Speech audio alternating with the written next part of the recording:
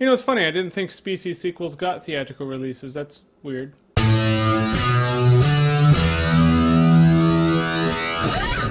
Splice. Okay, so this just in. Brilliant scientific geneticists are no longer old dudes who look like Colonel Sanders. They're attractive 30-year-olds.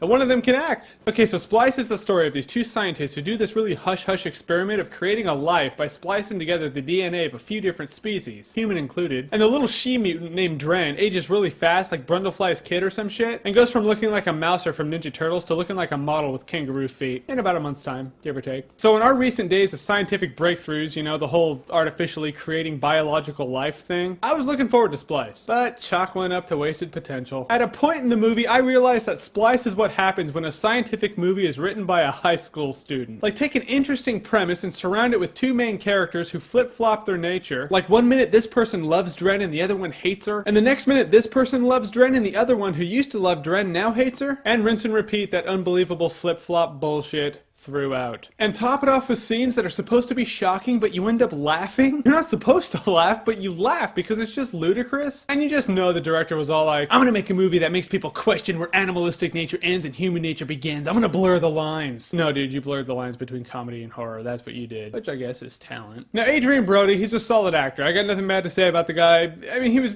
good in the movie. He's won an Oscar, for God's sakes. The chick from Dawn of the Dead, not so much. I mean, some scenes were kind of embarrassing to watch. When she was talking, sometimes you just wanted to be like, it's okay, your mom still loves you. It's okay, your mom still loves you. And I put a lot of the blame on the writer. I mean, sometimes she was talking, or Adrien Brody, and you're just like, why would they say that? People don't really talk like that. They would not do that in that situation. Like, there's a scene where bad actress lady's like really pissed off at Adrien Brody. I mean, she was pissed. I mean, we're talking...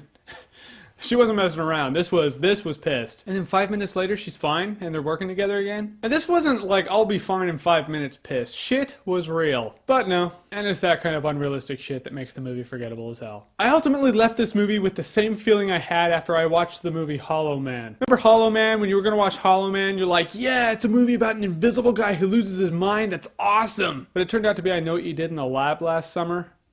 It's kind of the same thing. This movie was Species meets, insert whatever movie has really horribly uneven character shuffling in the middle right here, meets 10 minutes of Jeepers Creepers. Best I can compare it. You want a really cool scientific movie with taboo experiments that turn to shit? Watch Jurassic Park. Alright, totally different vibe, but try to tell me I'm wrong. I mean, seriously, Adrien Brody, you won an Oscar. You had nothing better to do? Seriously, it's that hard for you to find work? Whatever. But if you guys like what you've seen here, then click here to see more. And do the subscribe thing, because there's more coming.